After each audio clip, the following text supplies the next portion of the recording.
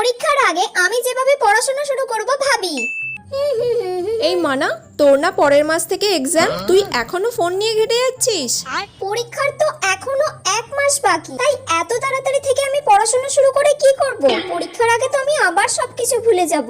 তাই দরকার নেই, পরীক্ষার 1 সপ্তাহ আগে থেকে আমি পড়াশোনা শুরু করলেই যথেষ্ট। তখন থেকে পড়লে আর কোনো অসুবিধাই হবে না, আর আমার সবকিছু কি রে, মনেও কিছু থাকবে। বলবি তো? হ্যাঁ মা, আমি পড়াশোনা করছি আর আমি ভালোভাবেই পরীক্ষায় পাশ করে যাব।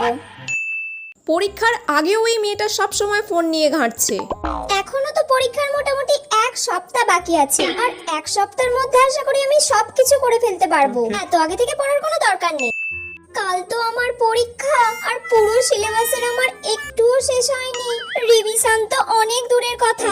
এবার কি করব আমি কিছুই বুঝতে পারছি না। না পড়তে হবে আমাকে এক্ষুনি।